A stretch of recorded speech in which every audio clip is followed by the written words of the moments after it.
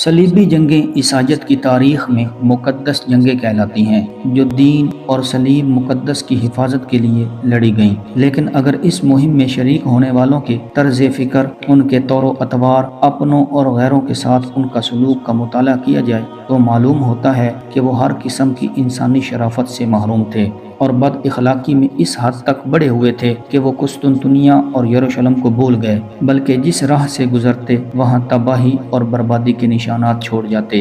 ان صلیبیوں نے اپنی ہوس اور وحشت و بربریت کا شکار اپنے ہم مذہبوں کو بھی بنایا۔ چنانچہ یورپ کے جس راستے سے گزرے وہاں کی بستیوں کو اجاڑ دیا، کھیتوں کو برباد کر دیا، جو سامنے آیا اسے قتل کر دیا۔ ان کی ان صفاقیوں سے معصوم بچے بھی محفوظ نہ رہے۔ ان کا یہی طرز عمل تھا جس کی بنا پر عیسائیوں کو خود اپنی جان اور عزت کی حفاظت کے لیے ان کے خلاف اٹھ کھڑا ہونا پڑا۔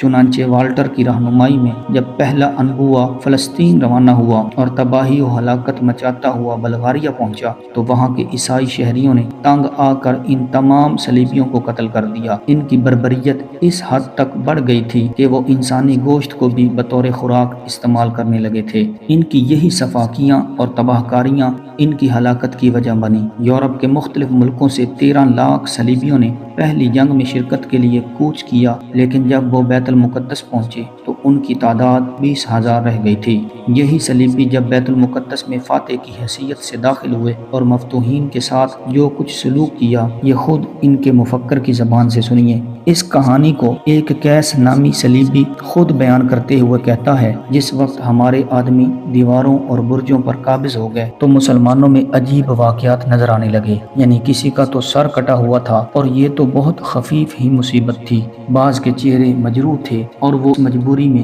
اپنے آپ کو دیواروں سے گرا رہے تھے۔ بیت المقدس کے راستوں اور ہر جگہ پر سروں، ہاتھوں اور پاؤں کے انبار لگے ہوئے تھے اور لاشوں پر سے چلنا پڑتا تھا، مگر یہ بہت ہی کم ہے بمقابل اس کے جو وقوع میں آیا۔ یہی کیس ان 10,000 مسلمانوں کے قتل کا حال بیان کرتا ہے جنہوں نے مسجد عمر میں پناہ لی تھی، اور وہ لکھتا ہے حضرت سلیمان کی قدیم ہیکل میں اس قدر خون بہا تھا کہ اس میں لاشیں صحن میں تیرتی پھرتی تھیں، کسی کا ہاتھ، کسی کا پیر، کسی کا دڑ، سب بے جوڑ اس طرح سے ایک دوسرے سے ملے ہوئے تھے کہ انہیں پہچاننا بہت مشکل تھا۔